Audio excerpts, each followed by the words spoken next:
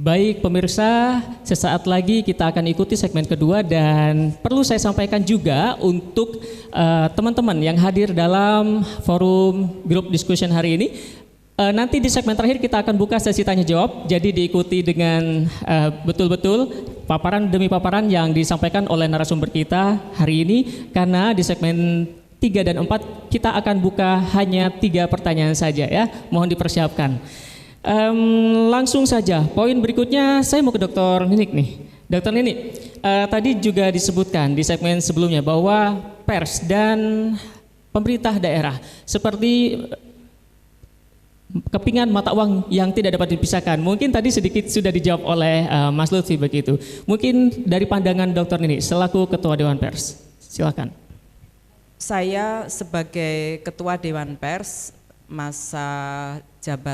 sisa masa jabatan yang sebelumnya diemban oleh Prof. Azumardi Azra sampai nanti 2025 memang memandang bahwa kehadiran pers itu tidak lagi hanya ditempatkan sebagai pelengkap. Tapi pers sejak tahun 1873 bahkan ini sudah ditempatkan sebagai pilar keempat demokrasi. Jadi kalau kita melihat ada eksekutif, ada legislatif, ada yudikatif, maka yang keempat ini adalah pers. Penempatan keempat ini bahkan kemudian dilegitimasi oleh berbagai negara, termasuk di dalam konstitusi. Negara Republik Indonesia menempatkan hak asasi manusia, salah satunya hak atas kebebasan berbicara, persis tahun 98, yang kemudian melahirkan Undang-Undang 40 tahun 99. Dari situ memperlihatkan bahwa keberadaan wakil masyarakat melalui pers itu tidak boleh dipandang sebagai pelengkap. Tadi disebut fungsinya bukan hanya memberikan informasi, memberikan edukasi, memberikan daya kritis dan daya intelektual publik ini gimana caranya pinter, yang tadi sudah diulas oleh Kang Lutfi. Yang keempat adalah menjadi kontrol sosial, yang tadi juga disampaikan oleh Pak Bupati. Semakin pers itu kritis terhadap para pemangku kepentingan, itu mendekatkan pada keberhasilan. Jangan direspon sebaliknya. Maka kami selaku Dewan Pers ini satu lembaga yang dibentuk oleh negara, diberi kewenangan untuk mengawasi jalannya pers di Indonesia, melindungi pers, melindungi agar berjalan secara independen. Karena beda pers saat ini dengan masa zaman Orde Baru. Kalau dulu itu kan harus mendaftar, ya Pak Bupati ya, orang daftar dulu baru bisa menjalankan fungsi persnya. Sekarang tidak sebetulnya. Ya, kita hanya diminta untuk melakukan pendataan supaya pers ini tidak direndahkan martabatnya bahkan oleh insan pers sendiri. Saya di berbagai kesempatan pada forum-forum seperti ini kita saling introspeksi gitu ya Pak Lutfi ya. Karena pada pertemuan serupa di Kabupaten Lamongan. Nah, Lamongan itu tempat kelahiran saya. Ibu bapak saya lahir di sana. Saya juga lahir di sana. Saya mendapatkan keluhan waktu itu Pak Bupati dari para kepala desa. Kebetulan hadir juga Pak Lutfi. Betapa merasa apa itu kayak diintimidasi sama teman-teman yang mengaku menjalankan fungsi pers. Itu juga tidak boleh. Jadi ketika pers diposisikan sebagai pilar keempat agar hak warga masyarakat untuk memperoleh kesejahteraan dan keamanan tercapai, dibantu oleh pers melakukan kontrol sosial terhadap perilaku aparat yang dalam menyusun kebijakan maupun mengimplementasikan kebijakan tidak sesuai dengan harapan konstitusi, maka itu juga harus dijaga dengan sebaik-baiknya. Jangan melakukan intimidasi dan lain-lain. Saya selalu mengambil contoh yang pernah dilaporkan ke Dewan Pers ya. Dan disinilah fungsi Dewan Pers. Kalau ada aparatur pemerintah, ya, birokrat misalnya, atau aparat penegak hukum, atau anggota legislatif yang tidak menerima narasi-narasi, berita-berita di dalam tulisan yang ditulis oleh kawan-kawan jurnalis, boleh melakukan permintaan hak jawab, mengkritik boleh. Kok kamu nulis begitu sementara sebetulnya faktanya nggak begini, begitu ya? Boleh meminta hak jawab. Fungsi kontrol sosial yang dilakukan oleh pers kepada aparatur pemerintah, penegak hukum, legislatif, itu harus dipandang sebagai bentuk pemenuhan hak warga negara dalam memperoleh informasi. Jadi jangan kemudian dianggap, wah pers ini kayaknya nggak kooperatif ini, nggak bisa kerjasama. Makna kerjasama itu bukan berarti hal atau perbuatan yang salah dibiarkan. Jadi justru harus ditunjukkan, kira-kira begitu ya. Baik, tantangan itu harus kita jawab sekarang juga ya. Nah, menyinggung salah satu pernyataan dari Dr. Nini juga nih. Tadi disebutkan bahwa untuk menjaga martabat kita sebagai jurnalis yang keren gitu ya katakan, kita juga diminta untuk menuliskan informasi-informasi kepada publik yang bertanggung jawab. Kesannya memang simpel dan singkat, tapi saya rasa ini syarat makna. Bisa Dr. Nini jelaskan? Ya, pers yang profesional itu mewajibkan dua hal. Perusahaannya harus profesional, jurnalisnya harus profesional. Perusahaan yang profesional itu yang apa? Satu, dia berbadan hukum yang tujuannya hanya untuk pers. Jadi nggak boleh itu perusahaan pers tapi dia juga partai politik. Atau LSM nyaru-nyaru jadi wartawan, itu nggak boleh. Wartawan, LSM. Makanya kemarin kalau ada wartawan menjadi pendukung salah satu partai politik atau dia sedang berkontestasi menjadi calon anggota legislatif, 3 kali saya mengeluarkan surat edaran. Dewan Pers mengeluarkan surat edaran, bukan saya. Dewan Pers mengeluarkan surat edaran. Berhenti sementara. Nanti bingung loh. Makanya sampai ada kasus kan kemarin. Dia nyaru sebetulnya dia itu bekerja sebagai wartawan atau menjadi tim sukses. Nggak boleh. Jadi LSM apa jadi wartawan, itu 2 hal yang berbeda. Karena kalau dicampur adukkan, ini membingungkan. Martabat persnya nggak dijaga.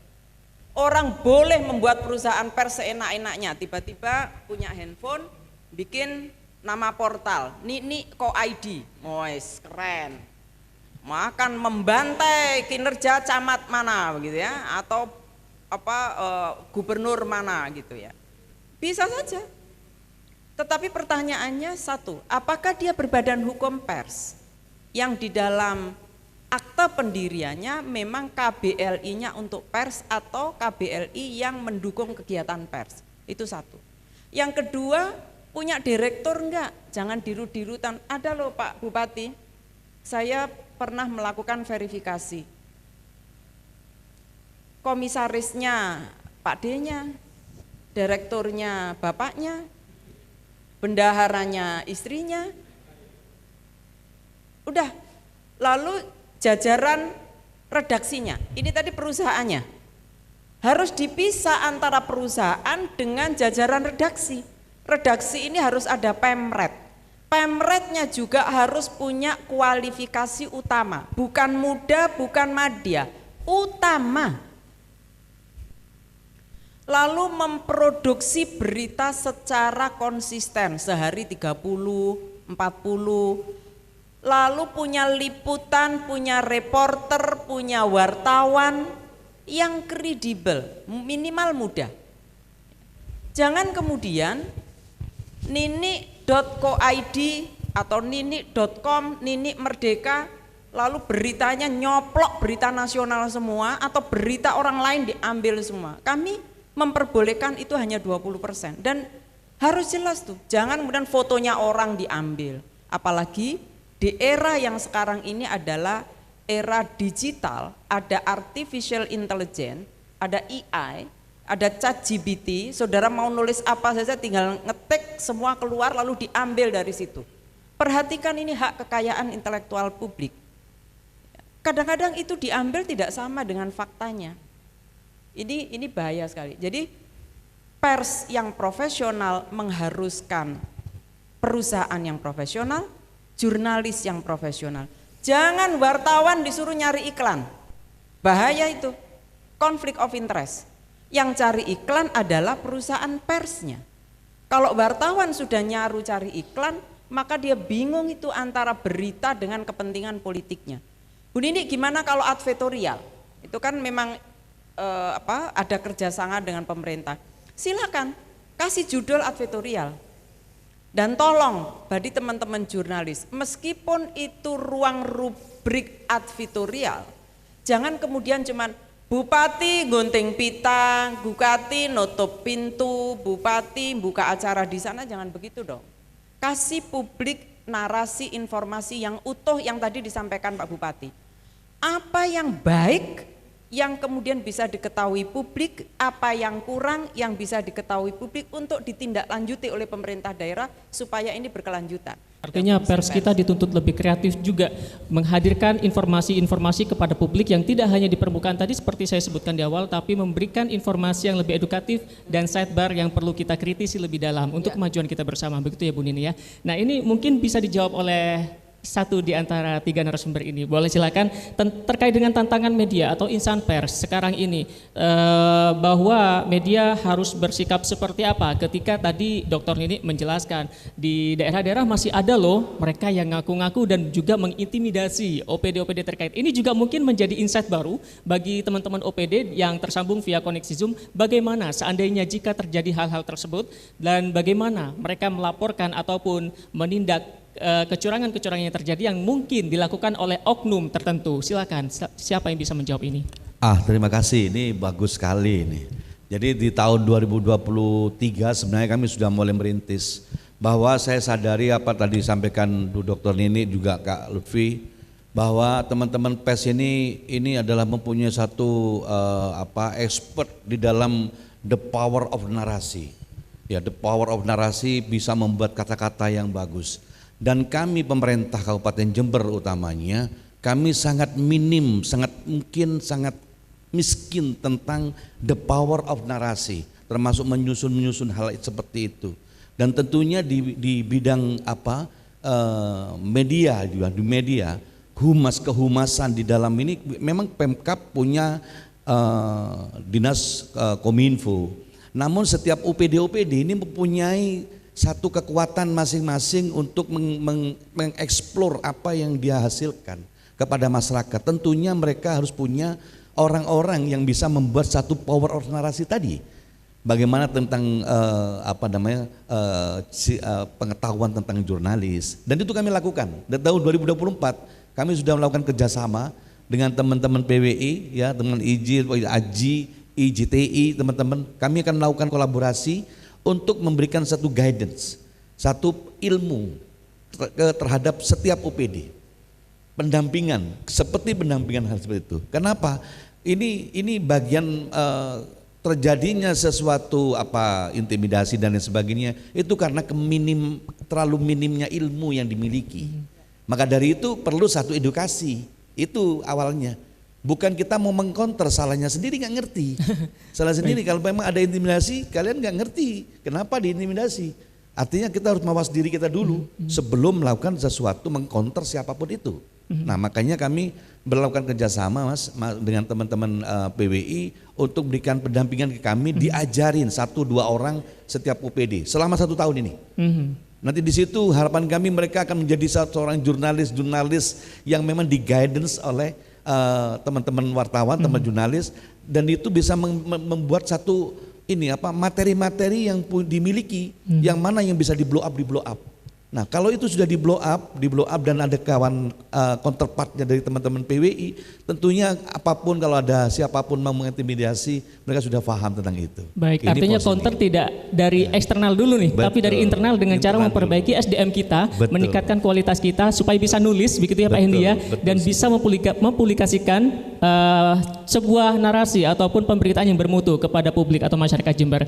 Dan itu juga tentunya juga melibatkan teman-teman insan jurnalis Kabupaten Jember dengan cara sinergi dan kolaboratif begitu Pak ya. Betul. Baik, luar biasa, semakin seru saja obrolan kita hari ini dan kita masih akan kembali sesaat lagi di segmen berikutnya, tetap bersama kami.